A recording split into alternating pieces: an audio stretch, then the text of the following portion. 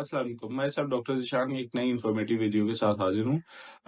जैसे कि आप लोगों को पता है कि मैं एक कार्डियक सीरीज़ मैं बना रहा हूँ जिसमें मैंने मुख्तलिफ दिल की बीमारियों के मुतालिक लोगों को आगाही देने की कोशिश की है। तो उसी सिलसिले के ये कड़ी है कि जिसमें आपको पता है जैसे कि रमज़ान चल रहा है, तो मेरे से कुछ लोगों ने पूछा कि दिल वाले मरीज़ रोज़ा रख सकते हैं और उन्हें क्या एहतियात की ज़रूरत है। तो उनके लिए मेरा जवाब ये है कि हाँ जी, जो दिल के मरीज़ हैं वो रोज़ा रख सकते हैं।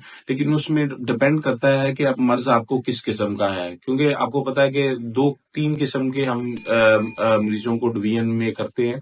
एक तो वो है जिन्हें स्टेंट डला हुआ है, दिल के पट्टे ठीक हैं, या बाईपास हुआ हुआ है, दिल के पट्टे ठीक हैं। दूसरा ये कि दिल का मसला है, दर्द होती है वक़्तन-फ़वक़्तन, लेकिन कोई ऐसी इन्वेस्टिगेशन एंजियोग्राफी वगैरह नहीं हुई जिससे पता चले कि मरीज़ की नाड़ियाँ तंग है। तीसरा वो मरीज़ है जिन्हें किसी वजह से हार्ट अटैक हो गया या दिल के पट्टे कमज़ोर हो गए, तो उन्हें फेफड़ों में पानी डल जाता है या पेट में पानी डल जाता है, टाँगें सूज जाती हैं, तो ये तीसरी किस्म आ जाती है। तो जो पहले 2 किस्म के मरीज़ हैं कि जिसमें आपको पता है कि मरीज़ को स्टेंट डला हुआ है या बाईपास हुआ है लेकिन दिल के पट्टे ठीक हैं, तो ऐसे मरीज़ बिल्कुल रोज़ा रख सकते हैं।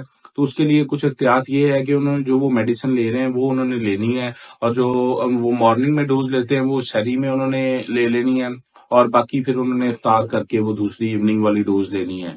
तो लेकिन एहतियात इसमें जो ज़रूरी है वो ये है कि आपने जो मुर्गन ग़िज़ाएँ हैं या इफ्तार की एक हमारा एक है कि जिसमें हम चटपटी खाने शुरू कर देते हैं, तो आपने वो चीज़ें इस्तेमाल नहीं करनी है। आपने रूटीन में जो रेगुलर आप इस्तेमाल करते हैं एज़ दिल के मरीज़ जो डॉक्टर्स ने भी आपको एडवाइस किया हुआ है, तो आपने वही डाइट लेनी है। तो इंशाल्लाह इससे आपके रोज़े अच्छे गुज़रेंगे, क्योंकि कम खाने से वैसे भी दिल के जो मरीज़ होते हैं उनकी सेहत अच्छी रहती है। तो रोज़े से इंशाल्लाह उनको मज़ीद फ़ायदा मिलेगा और उनकी बॉडी को एक तक़वियत मिलेगी।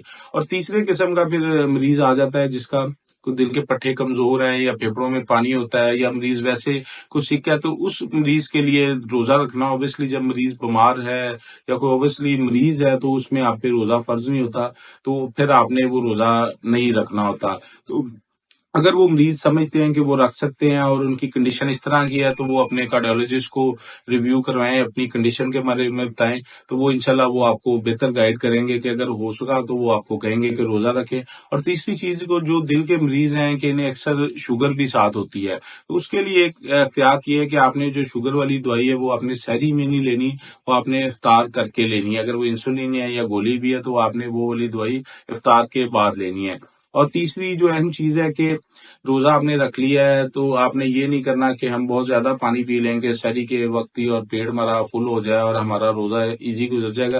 तो इससे आपकी बॉडी को कोई भी फ़ायदा नहीं होगा। पानी सारा 2-3 घंटों में पेशाब की सूरत में निकल जाएगा। तो उल्टा आप जिसे कहते हैं कि बार-बार वॉशरूम जाके आपको तंगी होगी।